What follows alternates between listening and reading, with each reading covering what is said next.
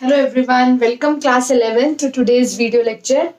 Class आज हम proceed करेंगे with the chapter number 1 of micro economics introduction, जो आपके पूरे माइक्रो इकोनॉमिक्स का इंट्रोडक्शन है। यानी क्लास आप इस बात को समझ लो कि ये चैप्टर आपका बेस है।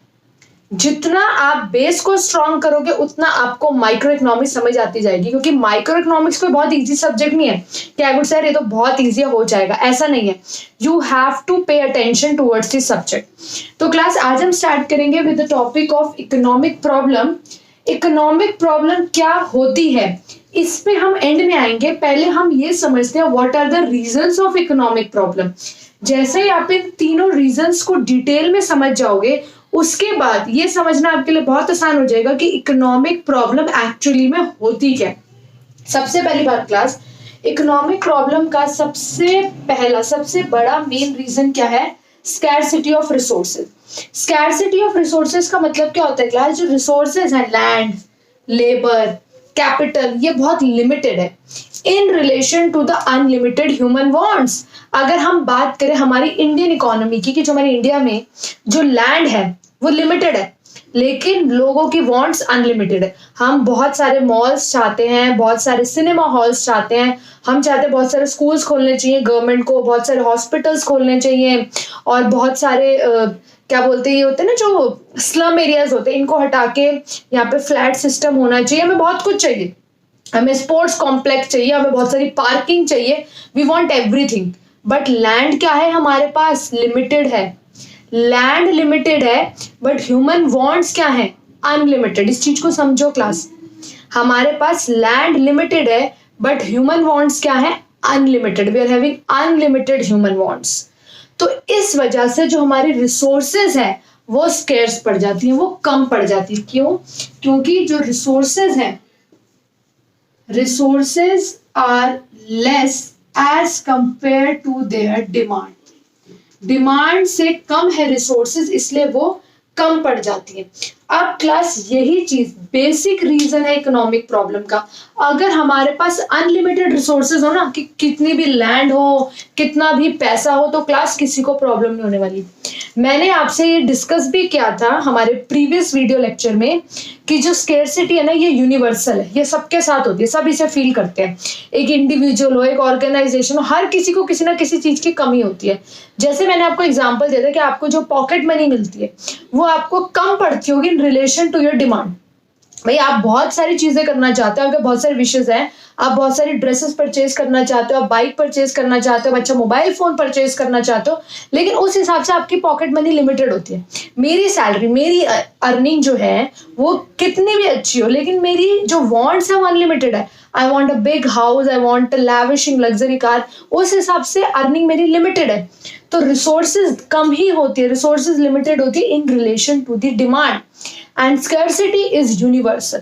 हर कोई अपने लेवल पे क्या फेस करता है? स्कैरसिटी। ठीक है क्लास? और जब हमारे पास वांट्स अनलिमिटेड होती हैं और रिसोर्सेज कम होती हैं, तो हम चॉइस करते हैं, हम चूज करते हैं कि हम इस चीज को छोड़ देते हैं, ये चीज करते हैं। जैसे आपको लिमिटेड पॉकेट मनी मिली, आप उसमें बहुत सारी चीजें चाहते हो। आप एक अच्छी ड्रेस लेना चाहते हो कि आपका बर्थडे आने वाला है, आप एक अच्छा फोन लेना चाहते हो, और आप अपने फ्रेंड्स को ट्रीट देना चाहते हो। अब आपके पास पैसा तो लिमिटेड है। अब आप सोच रहे हो यार कि मैं तीनों चीजें तो नहीं कर सकता, कि फ्रेंड को ट्रीट भी दे दूं फ्रेंड्स को, और अच्छा मोबाइल फोन भी ले लूं, और मैं अच्छी ड्रेस भी ले लूं। तीनों चीजें तो पॉसिबल नहीं है पॉकेट मनी में। तो जो आपकी प्रायोरिटी की चीजें होंगी, जो आपके लिए इंपॉर्टेंट चीजें होंगी, उनको आप सेलेक्ट करोगे। आप कहोगे नहीं यार, मैं ना अपनी ड्रेस और फ्रेंड्स को ट्रीट मेरे लिए इंपॉर्टेंट है, मोबाइल फोन चलो बाद में चेंज कर लेंगे। तो स्कैरसिटी ही वो चीज है क्लास जिससे डिराइव होती है हमारी प्रॉब्लम ऑफ चॉइस। ये भी हमने पढ़ा। नाउ ये तो हमारी फर्स्ट रीजन था। Second reason is unlimited human wants. Class जो ह्यूमन वांट्स है ना, ये नेवर एंडिंग, ये कभी खत्म नहीं होती। अगर आपकी एक इच्छा पूरी होती है तो जो एक सेकंड वांट है वो आपके अंदर जो होता है स्टार्ट हो जाती है। आपकी एक इच्छा पूरी होती है, आप दूसरे की तरफ चले जाते हो। One want satisfied, you jump to the next want. लेकिन क्लास एक बात ध्यान रखना, हमारी जो वांट्स है ना, ये आपको एग्जाम में भी लिखना है, दे डिफर इन प्रायोरिटीज। हर हमारी विश इक्वल लेवल की नहीं होती। ध्यान से सुनो, तभी हम चूज कर पाते हैं कि जो हमारे लिए इंपॉर्टेंट होती है उसे हम सिलेक्ट कर लेते हैं, और जो हमारे लिए इंपॉर्टेंट नहीं होती हम उसे पीछे छोड़ देते। इस चीज को समझो आप, you have to mind this thing, you have to understand this thing class, कि जो ह्यूमन वांट्स है वो प्रायोरिटीज के बेसिस पे डिफरेंट होती है। कोई चीज आपके लिए बहुत प्रायोरिटी रखती है, बहुत इंपॉर्टेंट होती है, कुछ आपकी विशेष, कुछ आपके लिए लीस्ट प्रायोरिटी होती है। जैसे अभी आपको लिमिटेड पॉकेट मनी में 3 काम करने थे, आपको ड्रेस भी लेनी थी, आपको अच्छा मोबाइल फोन भी लेना था, आपको फ्रेंड्स को ट्रीट भी देनी थी। तो ऐसे केस में क्लास आपने क्या किया, आपने अपनी ड्रेस को प्रायोरिटी दी कि वो इंपॉर्टेंट है, अपने फ्रेंड्स को प्रायोरिटी दी कि मुझे उनको ट्रीट देना इंपॉर्टेंट है, फोन आपके लिए कहीं ना कहीं उससे कम प्रायोरिटी का था, तभी आपने उसको छोड़ कि उसको चलो बाद में देखेंगे। तो यही है क्लास की ह्यूमन वांट्स अनलिमिटेड है बट उनकी प्रायोरिटीज डिफरेंट है। तभी हम लिमिटेड रिसोर्स से पहले उन वांट्स को पूरा करते हैं जो हमारे लिए इंपॉर्टेंट होती है, जिनको हम प्रायोरिटी देते हैं, और जिन्हें हम प्रायोरिटी नहीं देते हैं, जो हमारे लिए इतनी इंपॉर्टेंट नहीं होती या जिन्हें हम डिले भी कर सकते हैं, उन्हें हम बाद के लिए डिले कर देते हैं। ठीक है क्लास। नेक्स्ट हमारा थर्ड रीजन इकोनॉमिक प्रॉब्लम का है ऑल्टरनेट यूज। मैंने आपको बताया था क्लास कि एक रिसोर्स का सिर्फ एक यूज नहीं होता, उसके बहुत सारे यूजेस होते हैं। जैसे मैं आपको एग्जांपल दूं लैंड कि अगर आपके पास एक पीस ऑफ लैंड है तो उस लैंड से आप स्कूल भी बना सकते हो, हॉस्पिटल भी बना सकते हो, स्पोर्ट्स कॉम्प्लेक्स भी बना सकते हो, आप उससे मॉल भी बना सकते हो, शॉपिंग मॉल। तो क्लास पीस ऑफ लैंड एक ही है लेकिन उसके यूजेस जो है वो बहुत सारे हैं। Now you have to choose class, अब आपको डिसाइड करना पड़ेगा कि इस लैंड को आप किस पर्पस के लिए यूज कर रहे हो। समझो इस चीज को कि एक रिसोर्स के बहुत सारे यूजेस होते हैं, ऑल्टरनेट यूजेस। तो अब आपको सेलेक्ट करना पड़ेगा क्लास की लैंड जो है वो स्कूल बनाने के भी काम आ सकती है, हॉस्पिटल बनाने के भी काम आ सकती है, स्पोर्ट्स कॉम्प्लेक्स, शॉपिंग मॉल, किसी भी चीज को बनाने के काम आ सकती है। अब now you have to choose, अब आपको चूज करना पड़ेगा कि कौन सी चीज इंपॉर्टेंट है। स्कूल्स इंपॉर्टेंट है अगर इकोनॉमी के लिए तो हम स्कूल्स बनाएंगे और इन बाकी चीजों को छोड़ देंगे। तो यहाँ पे क्या आई, प्रॉब्लम ऑफ चॉइस। आपने चूज करा, क्यों? क्योंकि रिसोर्सेज लिमिटेड है, ह्यूमन वांट्स अनलिमिटेड है, तो हमें प्रायोरिटी वाली चीजों को हम चूज करते हैं पहले करने के लिए। दूसरी बात, रिसोर्स के इतने सारे यूज हैं that we have to decide, हमें डिसाइड करना पड़ता है कि हम इन 4 या 5 में से कौन सा यूज करें रिसोर्स का। ठीक है क्लास। अब ये जो हमने reasons of economic problem detail में स्टडी करे हैं, अब हम चलते हैं व्हाट इज इकोनॉमिक प्रॉब्लम। अब आप बहुत इजीली समझ पाओगे कि एक्चुअली में इकोनॉमिक प्रॉब्लम होती क्या है। तो let's move to the definition. Now class see the definition. अब आपको डेफिनेशन बहुत अच्छे से समझ आ जाएगी class. Economic problem is a problem of choice. जो अभी हमने समझा कि इकोनॉमिक प्रॉब्लम से कौन सी प्रॉब्लम डिराइव होती है, प्रॉब्लम ऑफ चॉइस। तो economic problem is a problem of choice involving satisfaction of unlimited wants. जो हमने स्टडी करा कि ह्यूमन वांट्स अनलिमिटेड है आउट ऑफ लिमिटेड रिसोर्सेज, और जो रिसोर्सेज हैं वो लिमिटेड है। लिमिटेड के साथ साथ जो रिसोर्सेज हैं उनके alternative uses, having alternative uses. तो अब आप ये देखो क्लास कि हमने रीजंस पहले अच्छे से स्टडी करे, तो रीजंस के बाद हमारे लिए डेफिनेशन स्टडी करना कितना इजी हो गया, उसको समझना कितना इजी हो गया कि economic problem is a problem of choice involving satisfaction of unlimited wants, कि जो अनलिमिटेड ह्यूमन वांट्स है उनकी सेटिस्फैक्शन हो out of limited resources, because जो रिसोर्सेज है वो बहुत लिमिटेड है in relation to the unlimited human wants, and the resources, the limited resources out of limited resources having alternative uses. Is that clear class? Now let's move to the next topic. Yes class, now let's discuss a very minute topic. बहुत छोटा सा topic है लेकिन 1 marks के objective type questions के point of view से काफी important है। क्लास टॉपिक है resources versus human wants. 2 difference है, छोटे छोटे फटाफट डिस्कस कर लेते हैं। रिसोर्सेज पहली बात क्या होती है क्लास, लिमिटेड होती है। First major important difference is limited. And जो ह्यूमन वांट्स होती है वो क्या होती है क्लास, वो होती है अनलिमिटेड। ये हमने अभी अभी डिस्कस करा, इसलिए ये टॉपिक डिस्कस करना बहुत आसान है। आप यहाँ बेसिस जरूर बनाना, nature, resources are limited and human wants are unlimited. दूसरी बात, जो रिसोर्सेज हैं दे हैव ऑल्टरनेटिव यूजेस। एक ही रिसोर्स के बहुत सारे यूज होते हैं। जैसे मैंने आपको लैंड का एग्जांपल दिया कि if you are having land तो उस लैंड के बहुत सारे यूजेस हैं। अगर हम ह्यूमन वांट्स की बात करें तो दे डिफर इन प्रायोरिटीज। अभी मैंने आपको बताया था कि हमारी हर वांट की इक्वल विश, ऐसा नहीं होता कि वो उनका लेवल इक्वल, ऐसा नहीं होता। जो ह्यूमन वांट्स की प्रायोरिटीज है, समझ रहे हो, प्रायोरिटीज मतलब कुछ विशेष हमारे लिए बहुत इंपॉर्टेंट होती है, कुछ विशेष हमारी ऐसी होती है जिन्हें हम प्रोक्रेस्टिनेट यानी बात के लिए छोड़ सकते हैं, बट कुछ होती हैं जो बहुत अर्जेंट होती है। तो class resources have alternative uses but the human wants they differ in priorities. ठीक है क्लास, तो यहाँ पे बेसिस जरूर बनाना, बिकॉज बेसिस के बिना 12th का कोई भी डिफरेंशिएशन जो है वो इंपॉर्टेंट नहीं है। ठीक है, now let's move to the next topic class. Yes class, focus on the next topic, what is the meaning of economics. Class इतना सब हमने इंट्रोडक्शन पढ़ा, हमने 2 क्लासेस से हम एक ही चीज पढ़ी जा रहे हैं कि ह्यूमन वांट्स अनलिमिटेड है, रिसोर्सेज लिमिटेड है, there is a problem of choice, there is a problem of scarcity.